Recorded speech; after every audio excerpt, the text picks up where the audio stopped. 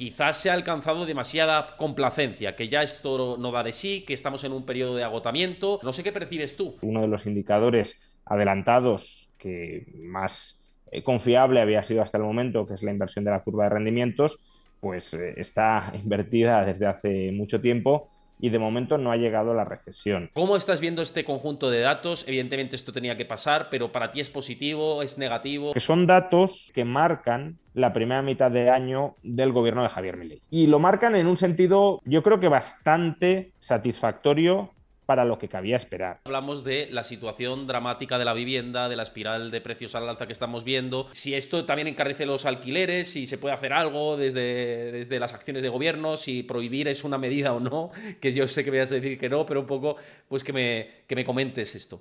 Es todo una huida hacia adelante disparatada a cada cual en mayor medida.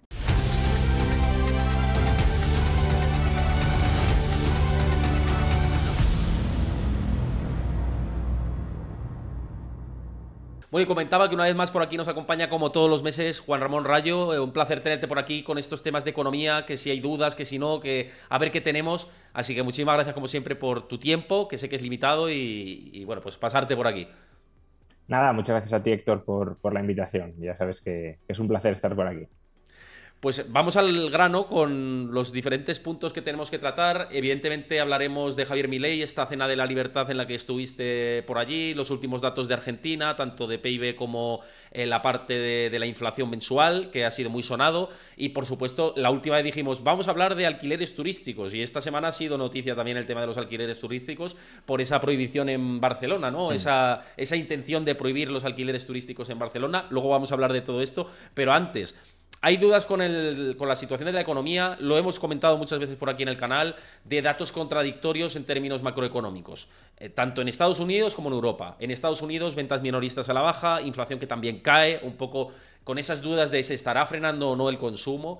Y mientras tanto, y luego lo vamos a ver con gráficos, los mercados siguen tirando, pero empieza a haber dudas ya en Wall Street, y lo que he consultado yo también con expertos de allí, de la banca de inversión de Wall Street, etcétera, es que quizás se ha alcanzado demasiada complacencia, que ya esto no da de sí, que estamos en un periodo de agotamiento y que va reflejado una cosa con la otra, de la economía, que se está estirando demasiado, con la parte de los mercados. No sé qué percibes tú con respecto a esto.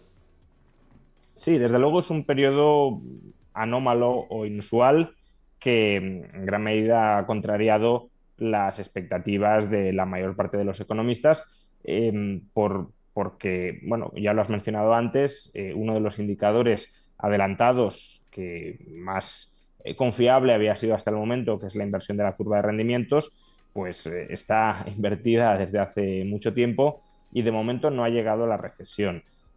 Es verdad que, claro, aquí se ha aplicado, también lo hemos explicado en otras ocasiones, una política fiscal expansiva con carácter preventivo.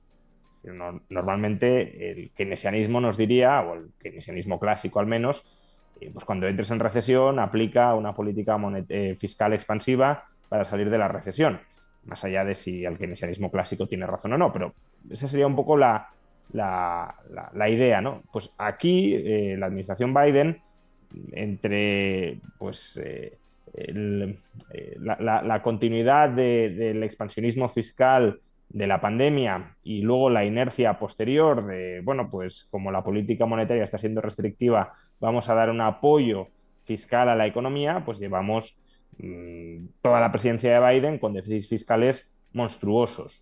Monstruosos fueron los primeros de la pandemia y monstruosos siguen siendo los posteriores, aunque sean sustancialmente más bajos, en torno al 6,5-7%, en momentos de paz y con una economía en expansión. Entonces, claro, eh, la política monetaria contractiva lo que debería hacer es moderar la demanda de bienes duraderos, de bienes de consumo duradero, como puedan ser las viviendas, y de bienes de capital duraderos, inversiones a largo plazo.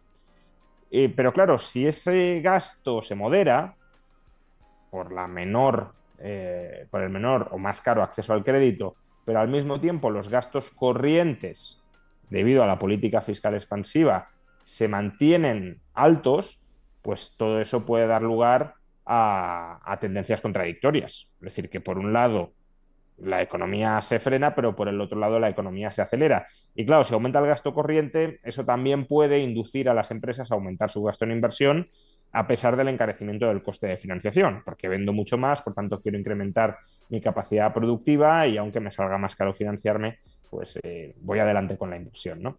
Entonces, claro, esas tendencias contradictorias, ese rumbo contradictorio de la política fiscal y la política monetaria, creo que explica en parte por qué no hay un rumbo muy claro en la economía, sino más bien zigzagueante, y por qué también la batalla contra la inflación no se ha ganado de una manera clara y rotunda, y por qué la inflación se está estancando a pesar de tener los tipos de interés en sus niveles más altos desde pues 2000, bueno, en realidad desde comienzos del siglo XX, por qué la inflación no está regresando a niveles más bajos o más moderados, ¿no? Esto creo que también además hay que ponerlo en relación con las tasas de inflación prepandemia, es decir, la comparativa más allá, ya una vez superados los cuellos de botella, las crisis energéticas, etcétera. Mm. Claro, antes de la pandemia teníamos una inflación por debajo del 2%, con unos tipos de interés que llegaron a estar en el 0%, y de hecho, cuando empiezan a subir los tipos de interés no es para controlar la inflación, sino para evitar un recalentamiento de la economía. Y claro, ahora con los tipos de interés por encima del 5, no conseguimos que la inflación baje sostenidamente del 3. Por tanto, algo ha cambiado de manera más o menos estructural en la composición del gasto agregado en Estados Unidos, y ese cambio creo que es, como mencionábamos, una política fiscal muy expansiva, tanto la acumulada, el famoso ahorro embalsado de la pandemia, cuanto los déficits públicos siguientes, que han llegado incluso a superar los ya de por sí altos déficits públicos de Trump hasta el año, hasta la pandemia, ¿no? Es decir, los previos al estallido del gasto fruto de la pandemia. Mira, comentabas la situación de la curva invertida de tipos. Yo creo que es mejor ilustrarlo, toda esta situación con un gráfico. Dame un segundo que cambio por aquí para que lo veamos todo.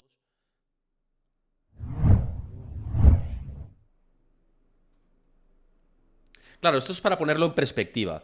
Curva invertida de tipos que siempre había funcionado como indicador adelantado, lo ha comentado Juan Ramón Rayo, de recesiones económicas pasadas. Sobre todo cuando se produce el fenómeno de la desinversión de esa curva. No Uh cuando se -huh. invierte, sino cuando se desinvierte, es que la recesión está más cerca. ¿Qué ocurre ahora? 21 meses en curva de invertida de tipos del bono a 2 años y a 10 años. Anteriormente hemos tenido episodios, sobre todo en crisis económicas anteriores, de 5 meses, la que se produjo con la pandemia, 9 meses en la del 2008, 5 meses en la de la burbuja de las .com. Bueno, la más larga anterior es la de los años 80, que es la que se parece, y además en un ciclo también inflacionario. Mucha gente se pregunta y me está preguntando, ¿no? Y digo, lo hemos tratado también de otra manera en otros programas, pero la posibilidad de que esta vez sea diferente si se desinvierte esa curva de tipos de interés. ¿A ti te parece que... A mí lo que me parece, yo digo mi opinión y ahora me dices tú qué opinas, ¿no? Pero yo digo, esto puede estar desinvertido mucho más, perdón, invertido mucho más tiempo, puede estar 30 y tantos meses, quién sabe. Y mientras esté invertida, pues el mercado más o menos lo va estabilizando el que no hay recesión. Pero si se desinvierte, para mí sí que es la señal definitiva. Y esta vez será diferente. A mí me parece muy difícil pensar que será diferente. No sé tú cómo lo ves. Bueno, hay que, o sea, cuando decimos un indicador ha pronosticado las recesiones de manera sostenida durante las últimas décadas, fijémonos en que siempre que ha habido recesión, previamente la curva se ha invertido, y siempre que se ha invertido la curva, posteriormente ha habido recesión, es decir, que va en las dos direcciones. Creo que es importante entender por qué eso es así, es decir, qué relación de causalidad existe más allá de la correlación, y quizá también exponiendo la relación de causalidad podamos entender mejor eh, por qué se puede prolongar esa inversión de la curva sin que entremos en recesión. Hay fundamentalmente dos grandes explicaciones de por qué cuando la curva se invierte, después, y al desinvertirse, después viene la recesión, ¿no? La primera hipótesis es una hipótesis de expectativas. Los agentes económicos anticipan que la economía va a pinchar, y como cuando la economía pincha el Banco Central baja los tipos, pues anticipan que los tipos futuros van a bajar. y justamente cuando empiezan a bajar los tipos a corto plazo, porque ya hemos entrado en recesión o estamos ya muy, muy, muy cerca de la recesión, la curva se desinvierte, ¿no? Porque ya se materializa la bajada que esperaba el mercado.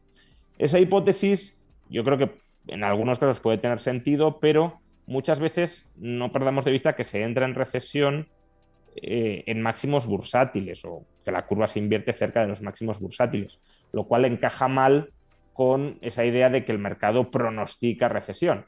Es verdad que la bolsa se podría ir a máximos porque no solo pronostica recesión, sino bajada de tipos, y la bajada de tipos es expansionista, pero cuesta imaginar que de manera recurrente antes de una recesión el mercado se ponga muy optimista sobre las perspectivas futuras, ¿no?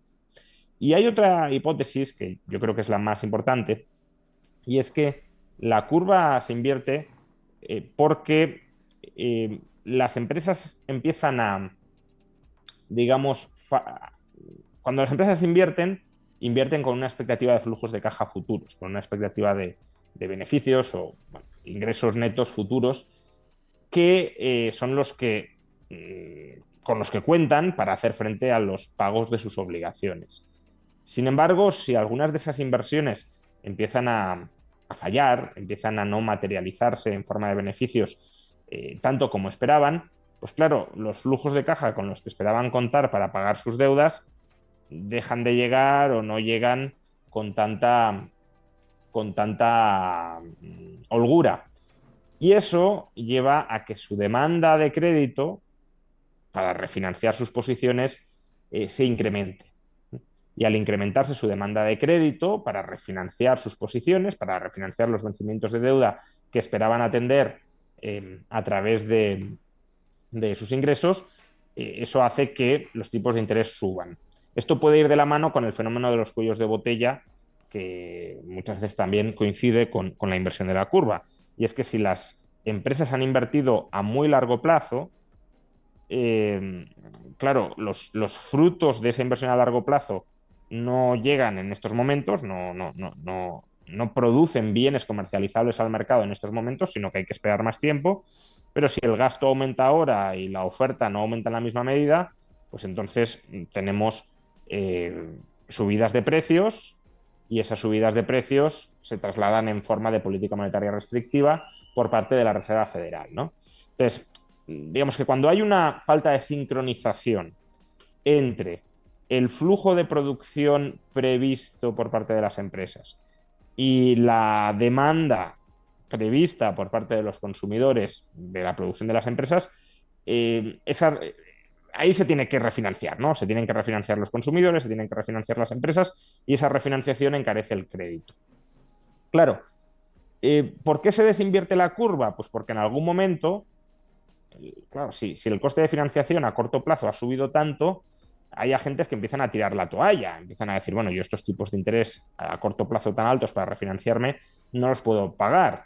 Por tanto, pues voy a restringir mi gasto o liquido esta inversión o vendo estos activos para amortizar la deuda.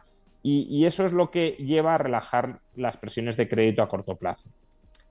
Pero claro, si en estos momentos tenemos ciertas presiones de crédito, de demanda de refinanciación en el corto plazo, y al mismo tiempo seguimos dando ciertos ingresos extraordinarios a esos agentes que se tienen que refinanciar, pues de alguna manera la capacidad de repago de esos agentes o la capacidad de esos agentes de endeudarse a tipos más altos también la estamos reforzando o la estamos incrementando.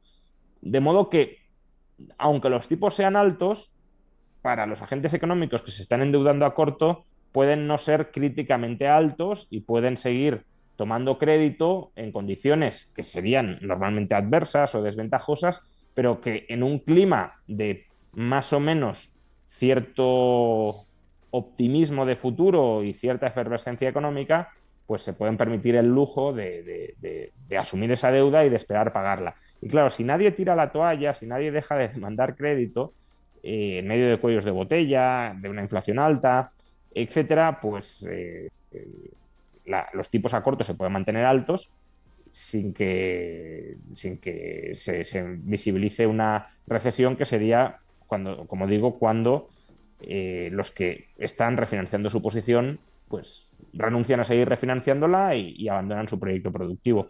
Esa capitulación, si lo queremos decir así, parece que todavía no se ha producido a pesar de los altos tipos de interés y claro, mientras no se produzca, pues la curva pues, seguirá teniendo una cierta presión en los tramos cortos en la demanda de crédito. Total. Estaba comentando por aquí Edgar Fernández, que es amigo común de los dos y que le mandamos un abrazo sobre lo que estábamos diciendo y un poco diciendo el contexto. Que le mandamos un saludo y gracias por comentar por aquí y pasarte, que siempre es interesante todo lo que comentas y a ver si pronto te tendremos también por aquí por el canal. Pero fíjate, quería decirte con todo esto, claro, si damos un contexto de o bien el camino elegido es desaceleración por esta vía, se desinvierte la curva de tipos y vamos a lo que ha pasado anteriormente, recesión económica, o bien es el otro camino que es con esta dominancia fiscal va a ser muy difícil de controlar la inflación, tipos de interés pues más altos por más tiempo, pese a bajadas que se están produciendo y con una inflación por encima de entre el 2,5, 3 y pico, ¿no? Que parece que es lo que está costando esta última milla. Esto ha sido mainstream, ¿no? Siempre comentamos la situación de la evolución de la economía argentina de Javier Milei, porque es el único, digamos, líder libertario que tenemos ahora mismo en el mundo, declarado libertario, y pues todo lo que hace es casi como el laboratorio, ¿no? Para el mundo liberal, ¿no? Precisamente esta semana ha estado en Madrid Javier Milei, tuviste también pues el honor de acompañarle, ¿no? Y de poder estar con él en su discurso. No sé si hay algo que comentar con respecto a dentro de lo que fue el evento y el premio que le dieron, pero sí que hemos tenido varios datos, ¿no? Que además hay que matizarlos. Inflación mensual 0%, la primera vez en más de 20 años, según publicaba Libre Mercado, que esto se produce. Hay que matizar un poco todo esto, ahora me cuentas también. Y luego, esto va aparejado también, y también en su momento lo dijo cuando tomó el poder, de dolor en la economía, ¿no? Más tasa de desempleo, decrecimiento del PIB, crisis económica severa en el país latinoamericano, ¿no? ¿Cómo estás viendo este conjunto de datos? Evidentemente esto tenía que pasar, pero para ti es positivo, es negativo y un poco pues el bagaje también de esta reunión, de este encuentro que tuvisteis con Javier Milei. Bueno, en la Cena de la Libertad del Instituto Juan de Mariana, que es donde se le entregó a Javier Milei el premio a una trayectoria ejemplar en defensa de la libertad, bueno, fue una cena donde en su discurso de aceptación del premio, Javier Milei estuvo hablando una hora. Cuando digo una hora no es una exageración, sino que es una medición bastante precisa, de hecho algo más de una hora, resumiendo lo que había hecho en Argentina en sus primeros 6 meses de gobierno y también cuáles eran sus planes de futuro. De hecho, creo que ese discurso es en el que expone de manera más clara, al menos de los que le he escuchado, su plan de transición monetaria para la Argentina. Siempre hay muchas dudas de si va a dolarizar, no va a dolarizar, de si va a cerrar el Banco Central, no lo va a cerrar. Bueno, ahí marca un itinerario, que ya veremos si lo cumple o no, si lo puede cumplir o no, pero al menos hay un itinerario más o menos coherente que no es ni la dolarización como la pudo practicar Ecuador, que es de la noche a la mañana sustituir pesos por dólares, ni tampoco es mantener el peso indefinidamente. Es una dolarización, si lo queremos, similar a la que practicó El Salvador. Dejar que el peso vaya muriendo y vaya siendo reemplazado cuantitativamente por el dólar en cuanto a importancia interna de la economía y cuando ya el peso sea muy poco relevante, pues recomprar todos los pesos que hay en circulación y cerrar el Banco Central. Eh, pero más allá bueno, pues del acto en sí, que tampoco es que pueda contar mucho más, al menos que sea relevante de cara pues, a las opiniones de Milei o a las políticas de Milei, porque lo cierto es que bueno, llegó concluido prácticamente el cóctel y saludó a unas 30 o 40 personas que estábamos esperando en la recepción y posteriormente pues se fue a cenar en el salón con todos los demás asistentes, recibió los encomios, algunos de los cuales recomiendo escuchar, lo subí en mi canal de YouTube, el discurso del profesor Huerta de Soto, creo que es un discurso, a mí me gustó especialmente, el propio profesor dice que es el discurso más importante de su vida, porque de alguna manera recoge pues, cuál ha sido su trayectoria o su contribución a la emergencia de un movimiento libertario y cuáles son pues, el horizonte de futuro o las esperanzas de futuro que cree que se abren si Milei tiene éxito en Argentina. Pero bueno, más allá de esto, terminados los encomios y el discurso de una hora de Javier Milei, donde desgranó toda su actuación al frente del gobierno, pues Milei se marchó y tampoco tuvimos ocasión de entablar ninguna conversación en petit comité siquiera, ¿no? Ni por mi parte ni por la de nadie. Con lo cual, bueno, pues no hay mucho más que comentar sobre eso. Sí hay más que comentar y creo que es interesante sobre los datos que pones encima de la mesa. Estos datos, tanto el de inflación como el dato de crecimiento económico, son datos retrasados.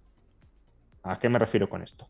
Pues que son datos que de alguna manera podemos decir que marcan la primera mitad de año del gobierno de Javier Milei.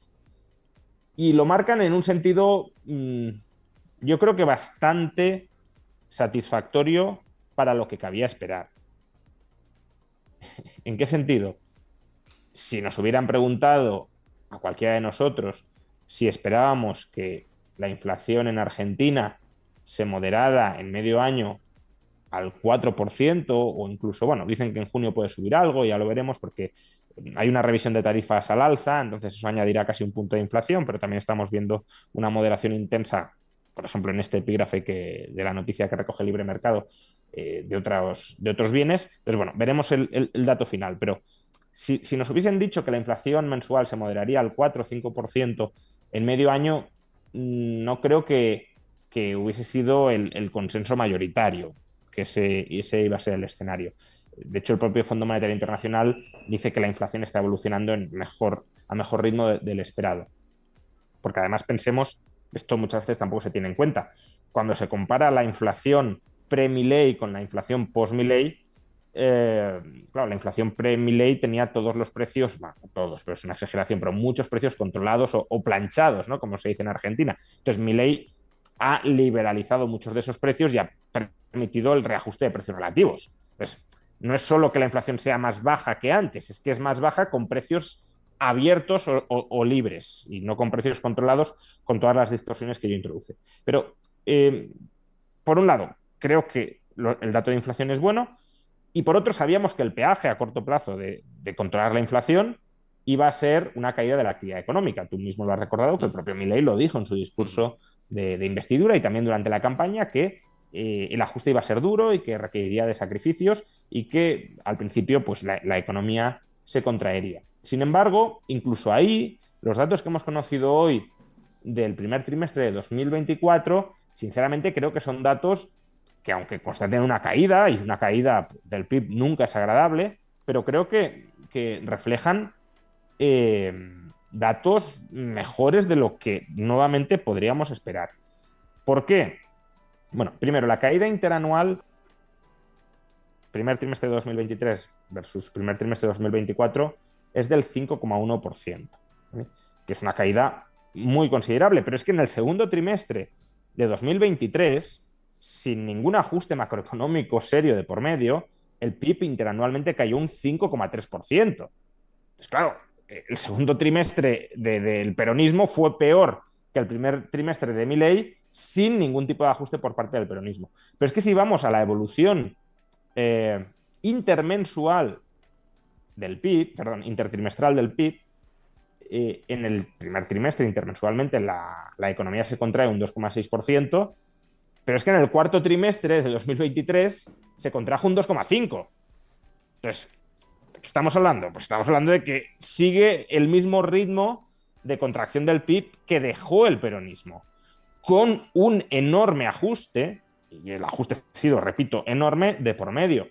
Con lo cual, globalmente, no creo que estas cifras sean malas. Era más o menos esperable que la inflación se moderara y que el PIB cayera, pero yo, sinceramente, habría esperado una menor moderación de la inflación y una mayor caída del PIB. Por tanto, hay que estar relativamente satisfechos de estos datos. Para mí el problema no está en estos datos históricos y atrasados. Para mí el problema está en que ciertos desequilibrios que Milei corrigió nada más llegar a la presidencia, o que bueno, avanzaba en la corrección, se están volviendo aún, no de manera dramática, pero se están volviendo a abrir. La brecha cambiaria, por ejemplo, la diferencia entre el tipo de cambio de mercado y el oficial, ha ascendido a un rango de entre el 40 y el 50%. Por tanto, se corrigió hasta prácticamente el 10% con la llegada de Milei y con la devaluación del peso, ahora ha vuelto a aumentar. El riesgo país, que iba encaminado a bajar de los 1.000 puntos, y esto es fundamental para que Argentina pueda sobrevivir financieramente el próximo año, porque tiene que refinanciar muchos vencimientos de deuda y si lo refinancia a los tipos de interés actuales va a ser muy complicado que evite el default, pues el riesgo país ha vuelto a aumentar. Que sí, que sigue todavía muy por debajo de los niveles en que se lo encontró Milei, ¿no? Cuando en octubre de 2023 estaba a 2.500 puntos básicos, hoy está a 1.500, ¿vale? Pero llegó a 1.100, 1.200, por tanto ha vuelto a aumentar. Y esto a mí sí me preocupa, es decir, si estos indicadores, que son la clave para constatar el reajuste de los desequilibrios macroeconómicos, se vuelven a abrir, el proceso de saneamiento, que ya digo, en la primera mitad del año creo que es razonablemente satisfactorio, se podría dar de bruces y por tanto que todo el trabajo bien hecho, o más o menos bien hecho, a ver, si se hubiese aprobado la ley de bases, por ejemplo, en el primer semestre, pues habría sido mucho mejor, pero que ese trabajo más o menos bien hecho fracase. Y por tanto, más que mirar a esos datos, que son positivos, sobre todo el de inflación, pero también hasta cierto punto el de PIB, creo que hay que mirar con, bueno, no sé si preocupación, inquietud, atención, otros indicadores que empiezan a desajustarse y esperemos que no se sigan desajustando. Te quería preguntar a colación de todo esto, por llevárnoslo a terreno español. Creo que lo hemos dicho alguna vez, pero aún así, siempre está de más repasar, ¿no? ¿Ves en el panorama español y con la situación política compleja que tenemos? Además ha emergido una nueva fuerza y demás. ¿Pero ves alguna figura libertaria que pudiera surgir en España? Eso por un lado, y por otro, ¿qué opinión te merece el que haya aparecido otra fuerza alternativa como se acabó la fiesta, ¿no? Por Alvise Pérez. Bueno, empezando por el final, yo no sé qué programa tiene, se acabó la fiesta. De hecho, por lo que he escuchado, ni siquiera tienen programa. Lo que he escuchado es que se les ha votado por dos o tres cosas y que no van a, como partido al menos, no van a hablar mucho más de esas dos o tres cosas, fundamentalmente la lucha contra la corrupción por la que se les ha votado y por tanto, más allá de la ideología que podamos pensar que tienen las principales cabezas de ese partido, es difícil valorar un programa más o menos armado cuando no existe ese programa armado, ¿no? Entonces, bueno, a mí, o sea, yo siempre he criticado mucho a los partidos políticos españoles por no tener una memoria económica de su programa electoral. Porque, claro, hablar es gratis y hablar o prometer sin cuadrar las cuentas, pues no sé si es gratis, pero desde luego es muy rentable electoralmente. Y por eso he intentado trasladar a la opinión pública que debería ser exigible que todos los partidos políticos acompañaran sus promesas electorales con una memoria económica para que podamos fiscalizarla y ver si lo que plantean está bien armado o no. Pero es que en el caso de se acabó la fiesta, ya no es que no haya memoria económica, es que no hay programa económico, programa electoral ni programa económico. Entonces, me es muy difícil, más allá Valorar. de evaluar lo que nos puedan parecer sus dirigentes, como digo, y la ideología que podamos pensar que tienen sus dirigentes, evaluar propuestas concretas que no existen, ¿no? Y en ese sentido, pues creo que al menos de momento no aporta al panorama político español más allá que una cierta contestación, protesta contra, bueno, una partitocracia que desde luego existe, un régimen de partidos muy acomodado, muy endogámico, muy oligárquico, pero claro, la alternativa que plantea, ¿cuál es a todo eso? Pues no está muy clara y lo poco que está claro muchas veces resulta chocante cuando menos, ¿no? En cuanto a figuras libertarias, no, yo no veo ninguna. No sé, ¿quién podríamos pensar? que Hay es mucha una gente figura libre. que te dice que des un paso a ti, pero yo Ah, sé no, que bueno, tú pero no. eso Eso no. es imposible, eso ya. Sí, eso ya lo he hablado muchas veces y es imposible. Yo creo que más o menos todo el mundo que puede tener alguna expectativa de que algún día se materialice ya tiene muy claro que no va a suceder. O sea, tampoco es que quiera yo reiterarme, porque parece como que No, aquí me dejo querer o algo así. No, o sea, no, que lo tienes es un claro y que tema, no, claro. yo creo, bastante zanjado para todo aquel que pudiera tener cierta expectativa sobre ello, ¿no? Pero como digo, ¿quién puede ser figura política libertaria en España? Pues eh, hay dos líderes o dos partidos o ramas de partido que se han acercado a Milei. Digo de los grandes, ¿no? Porque es verdad que lo veo ahora en el chat y bueno, no está de más mencionarlo que sí hay una formación política libertaria que es el Partido Libertario, pero Mm. de momento al menos no despunta en el panorama mediático y no parece que tenga demasiadas opciones electorales, por mucho que ojalá las tuviera, ¿no? Pero entre los grandes partidos hay dos, o al menos ramas de los dos, que se han acercado a Milei. El más claro es Vox, y la última semana también el PP madrileño de Díaz Ayuso pues, se acercó a Milei. Esos podrían ser, por afinidad, ¿no? Dime con quién andas y te diré cómo caminas, quienes podrían intuitivamente pensar que son o quieren ser libertarios por juntarse con Milei. Pero vamos a ver, Vox no tiene nada de libertario, de hecho ha cortado la cabeza a las pocas mentes, ni siquiera liberales, ni siquiera libertarias, si acaso liberal-conservadoras que había en el partido, agrupados en torno a Iván Espinosa de los Monteros, que bueno, no sé muy bien ahora mismo cuál es el entendimiento efectivo entre, y más allá de las apariencias, porque ya sabemos que en política siempre hay que guardar las apariencias, sobre todo si uno aspira en el futuro a devorar al electorado de un partido existente, ¿no? Porque si te ven como un traidor, los electores de ese partido nunca van a confiar en ti. Pero más allá de las apariencias, no sé muy bien si ahora mismo el Vox resultante de esa purga y el grupo de Iván Espinosa están especialmente bien avenidos. Sabemos que no lo están con muchos de ese grupo, que ha habido bastantes tiranteces y fricciones públicas, pero bueno, no sé hasta qué punto incluso con Iván Espinosa lo están, ya digo, más allá de los mensajes públicos y las apariencias. Entonces, Vox claramente no. Vox ahora mismo no tiene voces liberales internas muy en un primer nivel, al menos. Puede haber militantes de base o cuadros intermedios, pero en un primer nivel no las tienen.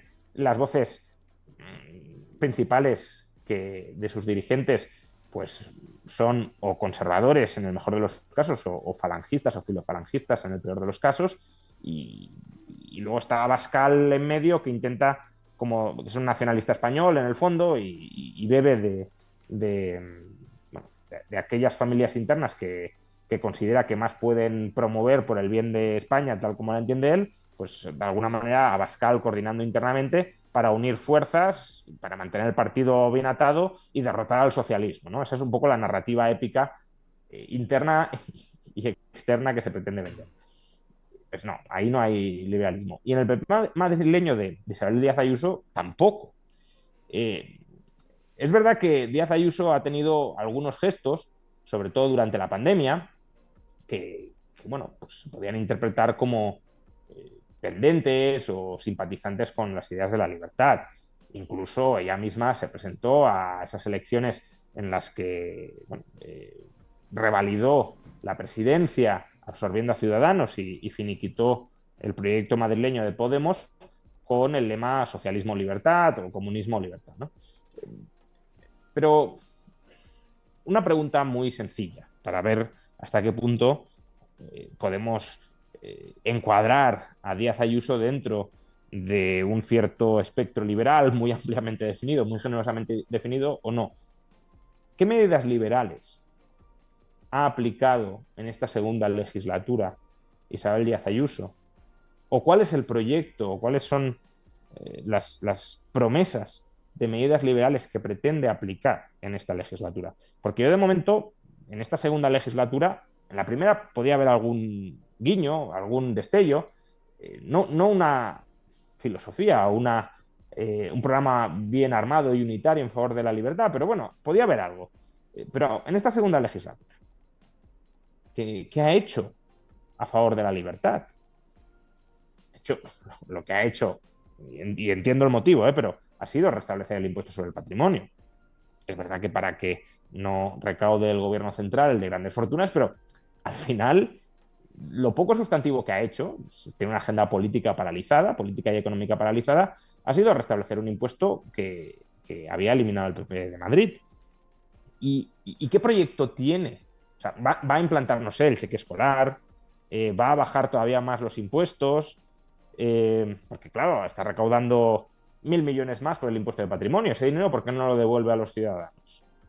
Todo esto, nada de nada. Entonces, ahora mismo, el proyecto del PP madrileño es pues que Isabel Díaz Ayuso permanezca en el poder.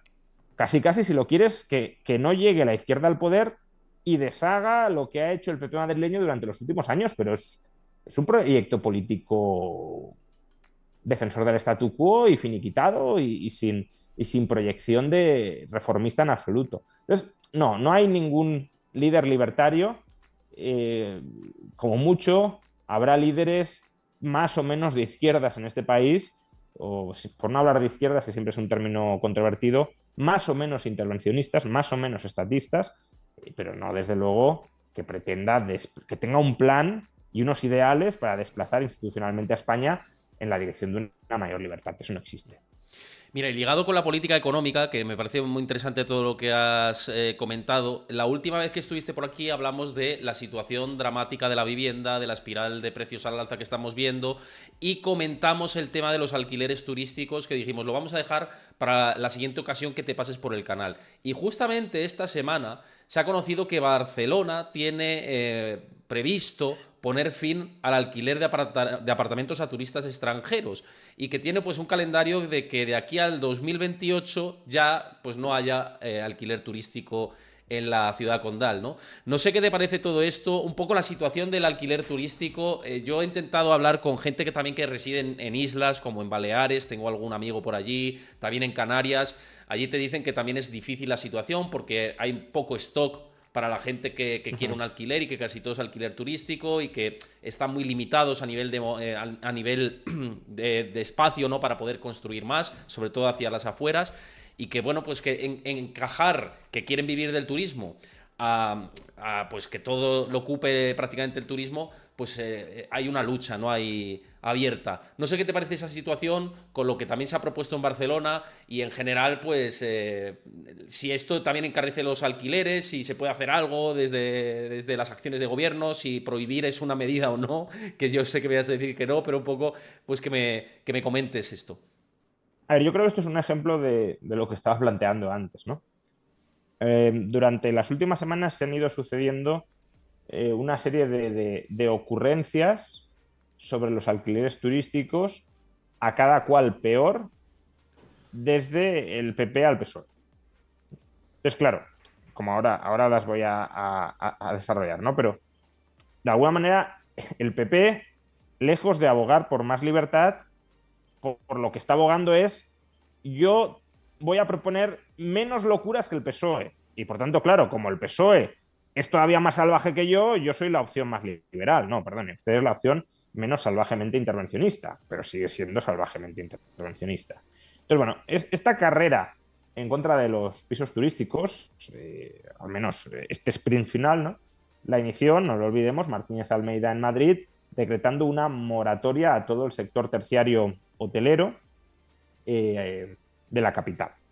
Salvo, eso sí, no lo perdamos de vista, alquileres turísticos establecidos en bloques completos de pisos. Parece que si tienes suficiente dinero como para comprar un edificio completo y convertirlo todo en alquileres turísticos, ahí eso no afecta a la vivienda. En cambio, si te compras un local comercial y lo reconviertes en piso turístico, eso sí supone un gravísimo problema para la disponibilidad de vivienda. También habría que plantearse qué intereses económicos pueda tener Martínez Almeida o el entorno familiar de Martínez Almeida en este tipo de operaciones de adquisición de bloques de edificios para reconvertirlos en alquileres turísticos. Dicho esto, esta fue la medida inicial, ¿no? pues, una moratoria de como poco un año, veremos si hay más, en la concesión de nuevas licencias de terciario hotelero en la capital de España.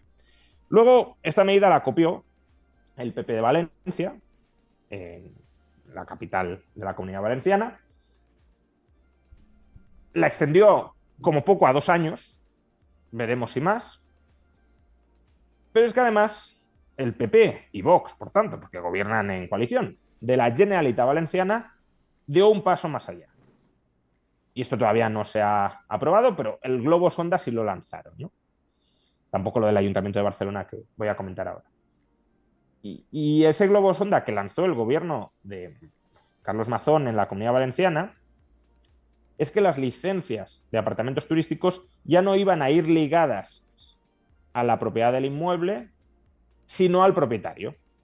De tal manera que si tú vendías un inmueble piso turístico, la licencia caducaba y tenías que volver a pedirla. Pero claro, si están congeladas las licencias durante al menos 2 años, cualquier venta de un piso turístico en Valencia al menos durante estos 2 años supondría la extinción de la licencia sobre ese inmueble sin posibilidad de volver a pedirla al menos durante 2 años, y veremos si después de las nuevas normas que se aprueban, si se puede volver a solicitar, ¿no?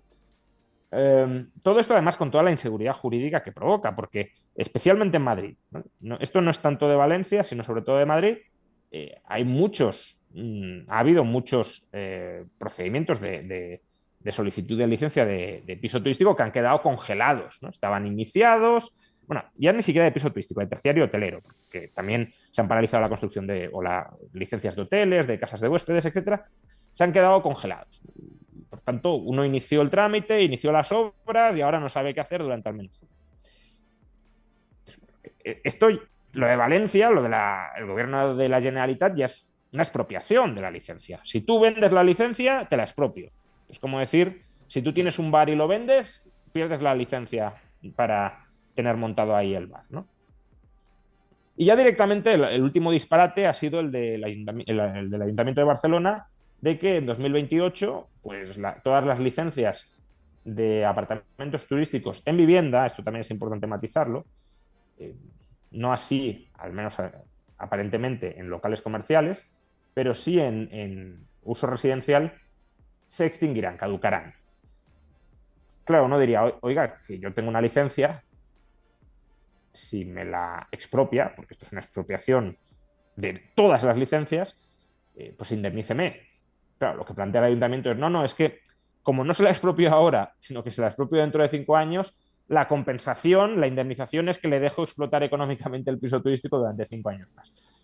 Bueno, es todo una huida hacia adelante disparatada a cada cual en mayor medida. ¿Esto significa que los pisos turísticos no puedan generar cierta tensión en el mercado inmobiliario? No, en la medida en que proliferen, pues obviamente reducen oferta de vivienda que se podría destinar a uso residencial para destinarla a un uso, digámoslo así, comercial, terciario, hotelero. Ahora bien, ¿la solución a esto pasa por prohibir los pisos turísticos? Pues, desde mi punto de vista es tan absolutamente disparatado como lo sería decir que la solución pasa por prohibir los hoteles o por que se extingan las licencias sobre los hoteles. Sí, hombre, si un edificio de hoteles, pues expropiamos las licencias y reconvertimos las habitaciones en apartamentos, pues aumentará la oferta de vivienda en la ciudad. Pero sería un disparate hacer eso. Pues en general, darle este tratamiento a los pisos turísticos también. Lo que podría llegar a tener sentido es que se establezcan ciertas condiciones de acceso a la licencia de piso turístico, por supuesto respetando las licencias que se hayan otorgado hasta la fecha. Y si la administración quiere que ciertas licencias se extingan, lo que tendría que hacer es recomprarlas, pero no expropiarlas. Pero en cualquier caso, respetando las licencias que se hayan otorgado hasta la fecha, que en Barcelona llevan congeladas desde 2014, por tanto tampoco es que haya habido una explosión durante la última década, porque no se podían dar, respetando las licencias otorgadas hasta la fecha, regular en qué sitios y en qué condiciones se puede desarrollar un apartamento turístico, por ejemplo, en un local comercial. ¿Qué plaza de vivienda reduce un apartamento turístico montado? No sé, compro una tienda, esa tienda que prestaba un uso terciario comercial la reconvierto en vivienda turística y la saco como plaza de terciario hotelero. Ahí qué oferta de vivienda se ha reducido. Pues el No, y hecho de no reconvertir reduces. una tienda en un apartamento turístico. Salvo que digamos que, claro, que la tienda se podría haber reconvertido en vivienda, que muchas veces ni siquiera te dejan, las regulaciones te dejarían, pero salvo eso, ninguna. Pero es que entonces ya tendríamos que decir también que la tienda, mientras siga siendo tienda y no vivienda, está restando plazas de vivienda potenciales.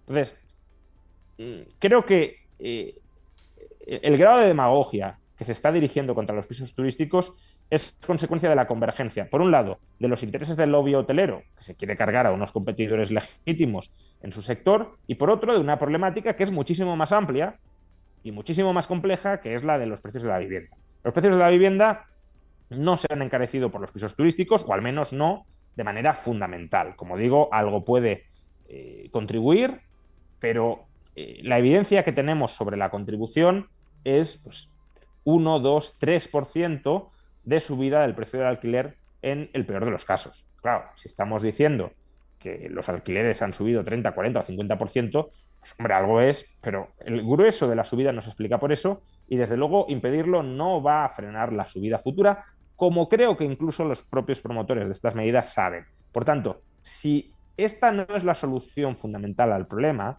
habrá que buscar soluciones de fondo a este problema sin caer en la demagogia de buscar un chivo expiatorio para concentrar la ira de la opinión pública mientras se deja desatendido el resto del problema. Y el resto del problema, ya lo hemos explicado muchas veces, es falta de oferta de vivienda. Por tanto, eso es lo que hay que atacar con flexibilización o liberalización, si lo queremos, de la legislación urbanística, que es lo que ningún gobierno hace. Y es lo que un gobierno libertario haría. Pero como no hay políticos libertarios en España, como decíamos antes, pues ninguno lo hace. Mira, dos cuestiones con respecto a esto, que me parece además un debate muy interesante y que además también se aviva un poco el chat por aquí, que se agradece, ¿no? Uno, ¿qué te parece a ti? Has hablado de los locales comerciales y demás, también edificios de oficinas, por ejemplo, si muchas empresas empiezan a instaurar más las que puedan el teletrabajo y cerrar oficinas, Sí, esto se claro. podría reconvertir también parte alquiler residencial o vivienda residencial, pero también turístico, ¿no? Y absorber parte Claro. de esa oferta. Eso por un lado, sí, ¿qué te parece esa medida? Y dos, con respecto al tema de las islas, que sé que hay muchos problemas, o zonas costeras y demás, que aquí comentaba alguien de Alicante que dice que es un drama, que los centros de las ciudades están muy copados por alquileres turísticos. ¿Qué solución se puede plantear ahí? ¿Construir más hacia arriba, ¿no? En plan rascacielos, como hacen en Estados Unidos? ¿Qué medidas se pueden adoptar para no tener que recurrir a esta prohibición, pero es decir, que absorbamos la demanda turística y también la demanda de la gente que reside en esas zonas?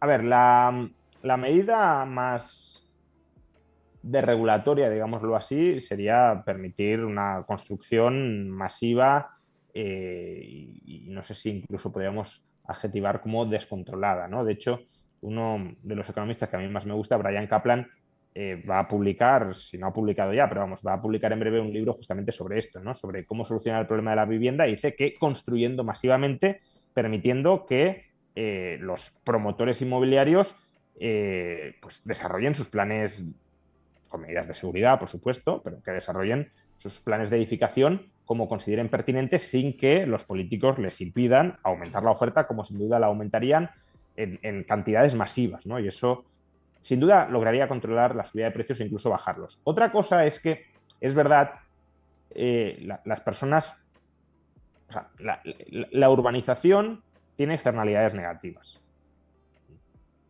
sobre todo para quienes nos gusta, por ejemplo, que me incluye, ¿no? Vivir en zonas con baja densidad de población, pues si nos gusta más una especie de urbanización sin mucha población, más o menos con zonas verdes, con las calles que no estén saturadas de gente, etcétera, pues claro, la solución de construir masivamente nos puede desagradar. La cuestión es, claro, ¿cuánto estamos dispuestos a pagar por tener esas condiciones que nos pueden gustar? Porque claro, prohibir la edificabilidad también tiene externalidades negativas.